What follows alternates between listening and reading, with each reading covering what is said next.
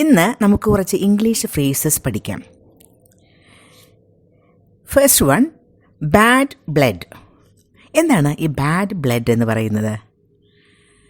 ഒരാളോട് വല്ലാത്ത ദേഷ്യവും ശത്രുതാ മനോഭാവവും ഒക്കെ ഉള്ള ഒരു feeling, A feeling of anchor and hostility between people. ഇല്ലേ, ചില ആളുകൾക്ക് ചില ആളുകളോടൊക്കെ ദേഷ്യവും അതുപോലെ തന്നെ വല്ലാത്ത ഒരു ശത്രുതാ മനോഭാവവും ഒക്കെ ഉണ്ടാകും. അവിടെയാണ് നമുക്ക് ബാഡ് ബ്ലഡ് എന്നുപയോഗിക്കാൻ പറ്റുന്നത്. Let there be no bad blood between us. നമ്മുടെ ഇടയിൽ ദേഷ്യം അല്ലെങ്കിൽ ശത്രുത ഒന്നും ഉണ്ടാകാതിരിക്കട്ടെ. ഇത് ഒരു ഇഡിയം ആണ്, ബാഡ് ബ്ലഡ് എന്നത്. Next one, dead against. Dead against, ഒരു കാര്യത്തിനെ വല്ലാതെ എതിർക്കുക, അതാണ് ഡെഡ് എഗെയിൻസ്റ്റ് എന്ന് പറയുന്നത്. Be completely opposed to something. I am dead against corruption. ഞാൻ അഴിമതിക്ക് വല്ലാത്ത എഗെയിൻസ്റ്റ് ആണ്, ഒരുപാട് എതിർപ്പ് ആണ് എന്നാണ് അതിൻ്റെ meaning. I am dead against corruption.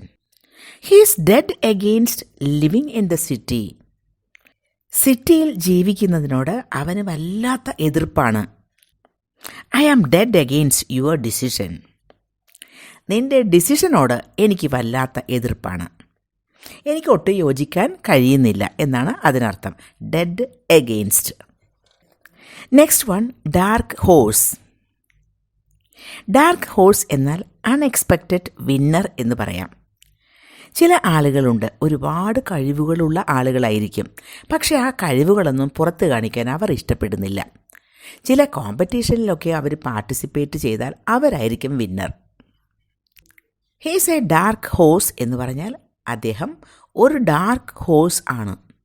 അദ്ദേഹത്തിന് ഒരുപാട് ടാലൻസ് ഉള്ള ആളാണ്, പക്ഷേ അദ്ദേഹം അതൊന്നും പുറത്ത് കാണിക്കാൻ താല്പര്യപ്പെടുന്നില്ല എന്ന്. You are such a dark horse. I am not a dark horse.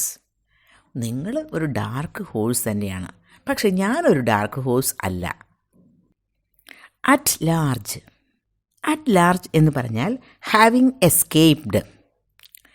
അതായത് ചില ആളുകളൊക്കെ, പ്രിസണേഴ്സൊക്കെ പ്രിസണിൽ നിന്ന് ചാടിപ്പോയിട്ട് അങ്ങനെ നടക്കില്ലേ, അവർ ഒരിക്കലും പിടികൊടുക്കില്ല, അപ്പോൾ ഫ്രീ ആയിട്ട് അങ്ങനെ നടക്കും. That prisoner is still at large എന്ന് പറഞ്ഞാൽ ആ പ്രിസണർ ഇപ്പോഴും ഫ്രീ ആയിട്ട് അങ്ങനെ നടക്കുകയാണ് എന്നാണ് അതിനർത്ഥം. That criminal is still at large. ആ ക്രിമിനൽ ഇപ്പോഴും ഫ്രീ ആയിട്ട് നടക്കുകയാണ്, ഇതുവരെയും പിടിച്ച് അവനെ പ്രിസണിൽ ഇട്ടിട്ടില്ല എന്നർത്ഥം.